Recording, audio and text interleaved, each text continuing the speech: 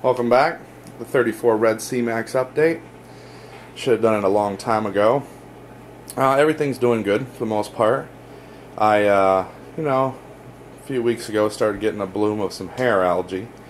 I assume it's just my ChemiPure media wearing out after about 2.5 months. So I'm going to start changing it every 2 to 3 months instead of every 4 months.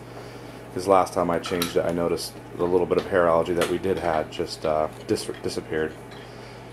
Can't say everything's doing wonderful, because we have the one anemone that we pulled out of the sump area. It's still doing bad, still looks the same. But other than that, everything else is doing wonderful. And there's a new addition to the tank, nothing I added. But as you can see, the rows used to always be right here in this area. Well, it split last night and is now 2.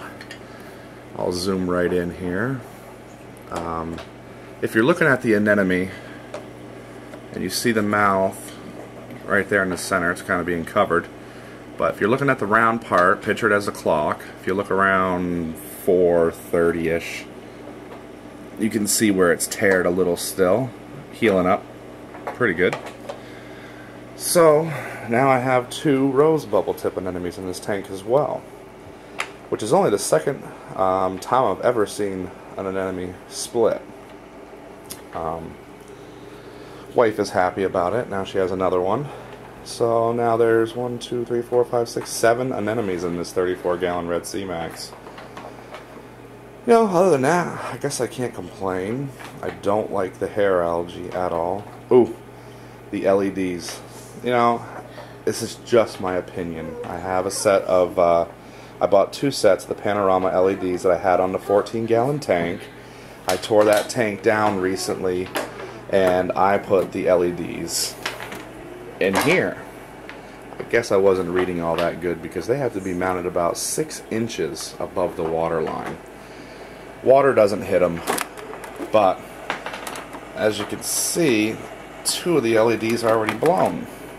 Well, I had 2 strips in there. The other strip was sitting in the back, completely fried out.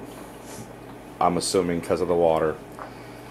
So I'm really not too much of a fan of the LEDs, at least the Panorama LEDs, due to the fact that they don't come with any type of plastic guard. I've seen them on the modules, the bigger ones, the ones you slide the 4 in.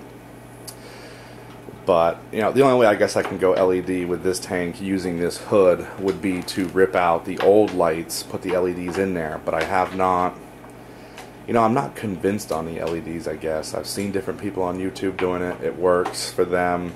I tried it in the 14-gallon. I didn't think it worked. But then again, the 14-gallon was so small, the tank. You know, the smaller the tank, you can't expect it to be perfect. You know, there's too much fluctuation in stuff. Parameters, I think. At least the way I take care of the tanks. There's just too much fluctuation with the 14 gallons, so that's why I didn't have success with it. But I'm going to keep this video short. This is the 34 Red Sea Max. And yeah, I'm just making this update to say everything's good. Coralline algae growing like crazy everywhere. And now we have another anemone that split. Other than that, I can't think of anything that's died in here yet. But that's it. And I'll have an update of the 250 Red Sea Max coming soon. Any questions, comments, write them below. You want to subscribe? Do so. Appreciate it. Peace.